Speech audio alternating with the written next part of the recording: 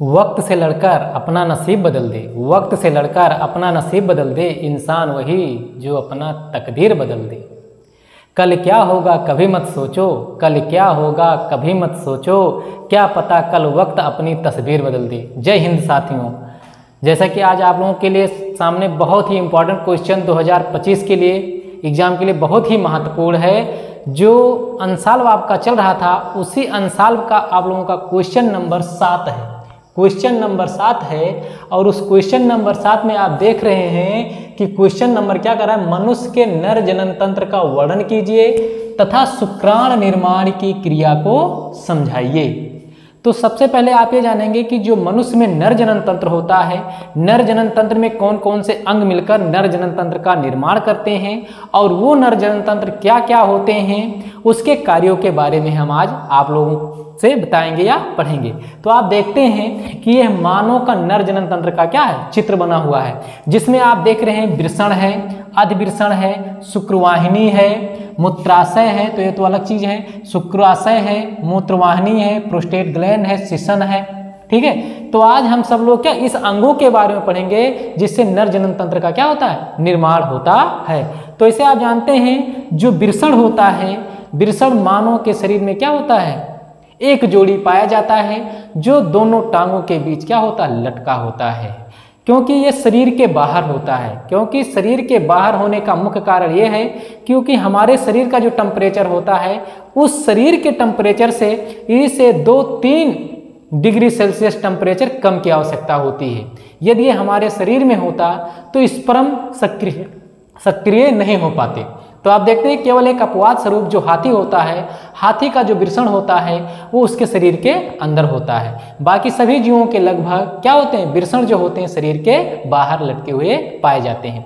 जो वृषण होता है वो क्या होता है, वृषण कोश में सुरक्षित रहता है, किसमें, स्क्रोटम में सुरक्षित रहता है।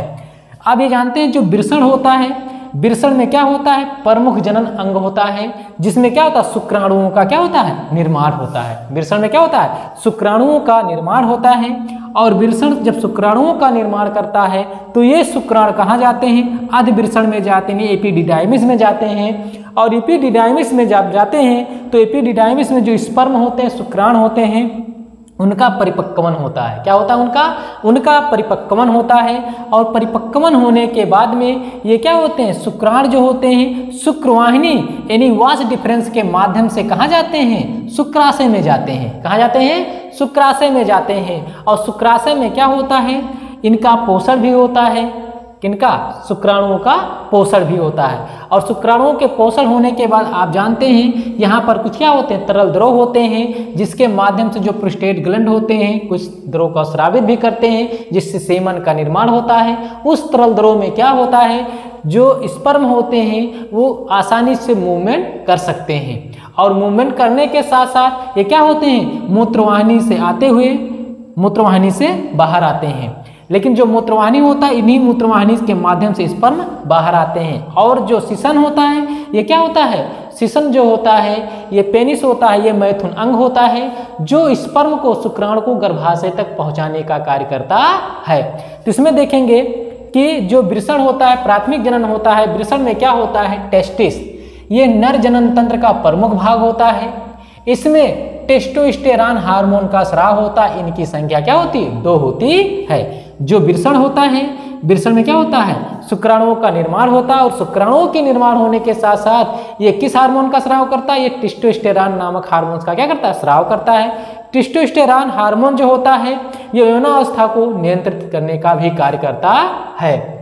अब आते हैं, देखते हैं अधिवृषण, ये आपका क्या है, अधिवृषण है। अधिवृषण में देखते हैं ये वृषण के ऊपर की संरचना है, ये वृषण के ऊपर की संरचना है।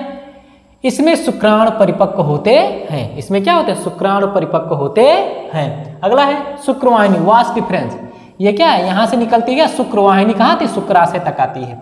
शुक्रवाहिनी क्या होता है, ये वृषण तथा अधिवृषण में बने शुक्राणुओं को शुक्राशय में ले जाते हैं। ये जो शुक्रवाहिनी होती है ये क्या करती है, वृषण में बने जो शुक्राणु होते हैं ये कहाँ तक ले जाते, शुक्राशय तक ले जाने का कार्य करती है। शुक्राशय, सेमिनल वेसिकल, ये थैलीनुमा संरचना होती, कैसी संरचना है, थैलीनुमा संरचना होती है, जिसमें शुक्राणु लंबे समय तक सुरक्षित रहते हैं तथा इनका पोषण होता है। इसमें शुक्राणु द्रव होता है। इसमें क्या होता है? शुक्राणु द्रव होता है। अगला है आगे मूत्रवाहिनी। क्या है? मूत्रवाहिनी। यह मूत्र तथा शुक्राणु को बाहर निकालने की एक नली होती है।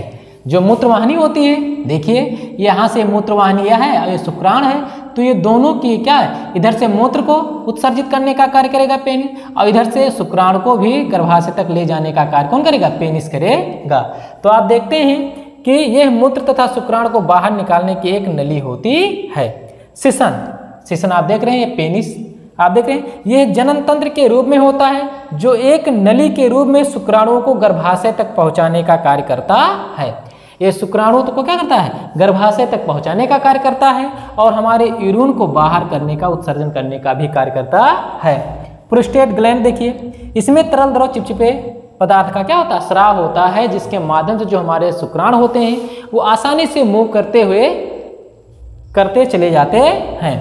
इस तरीके से आप देख रहे हैं यहाँ पर क्या है? मूत्राशय है जो किडनी से जुड़ा होता है, एक नली होती है मूत्र नली, ये किडनी से जुड़ा होता है। यहाँ पर क्या होता है? हमारा मूत्र एकत्रित होता है और एकत्रित होने के बाद क्या होता है? जो मूत्र एकत्रित हो जाता है तो ये मूत्र वाहिनी के माध्यम से क्या होता है? शिशन के माध्यम से उत्सर्जित कर दिया जाता है। इसका आप लोग स्क्रीनशॉट ले लीजिए।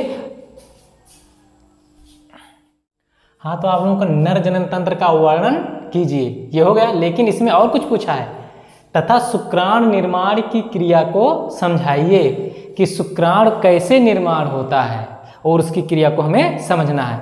तो सबसे पहले आप देखेंगे शुक्राणु निर्माण, यानी शुक्राणुओं के निर्माण की क्रिया को शुक्र जनन कहते हैं। शुक्राणुओं की निर्माण की क्रिया को क्या कहते हैं? शुक्र जनन कहते हैं। इस क्रिया के दो प्रमुख पद हैं। इस क्रिया के कितने प्रमुख पद हैं? दो प्रमुख पद हैं।